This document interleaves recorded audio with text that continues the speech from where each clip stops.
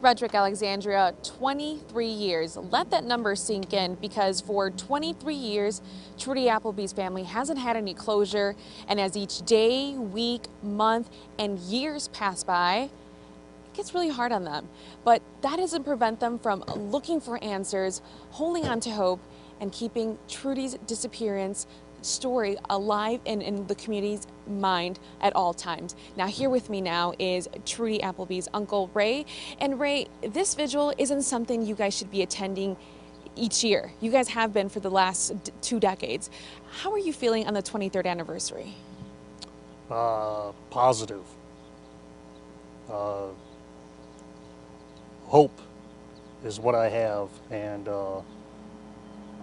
I'm positive that something's on the horizon. We're putting pressure where pressure needs to be put, and hoping that the people that are responsible are going to do the right thing, get the monkey off their back, and give us the information that we need to find Trudy so that we can lay her to rest. My family has a gravesite next to her mother waiting so that we can place her and lay her to rest. And missing someone like Trudy, it's very hard, especially because she went missing at 11 years old. What are some coping mechanisms you've developed since her disappearance, and even your family as well? It's hard. It's for many years I just had depression. My sister went through a very hard time. It changes you. It changes you. This isn't something, this isn't textbook that the police or anybody knows how to deal with, because it's unusual.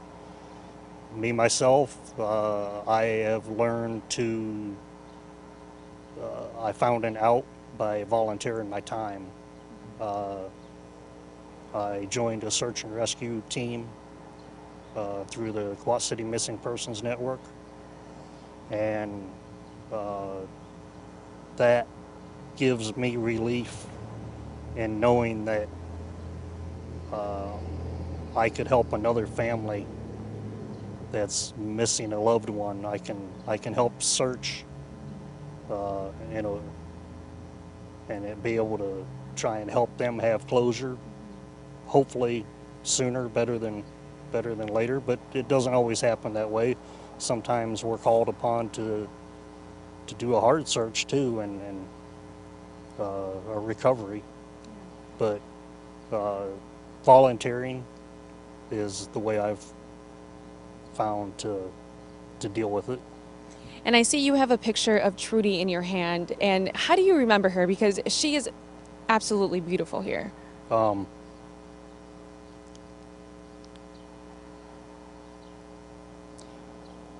Pictures are all I have left. My memories are kind of faded.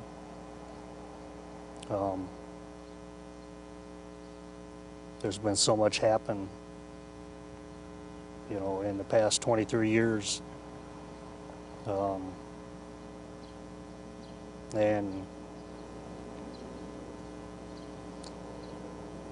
there's an FBI updated age progression photo of Trudy, and I look at that picture and I don't see Trudy. This is the Trudy I remember. Little 11-year-old girl. Yeah. Used to like to go camping with us and the family, and that's the girl I remember. So to look at the age progression, it's hard to see that, because it's hard to admit it, but I don't think she lived to the age progression. I think she died on August 21st of 1996. Thank you so much. We really appreciate that. And of course, the family is doing everything they can to make sure that they keep her memory alive. And there's going to be a vigil tonight here at the First Baptist Church in East Mill Lane at 7 p.m. And that's right next to the Hungry Hobo. Frederick Alexander, back to you guys.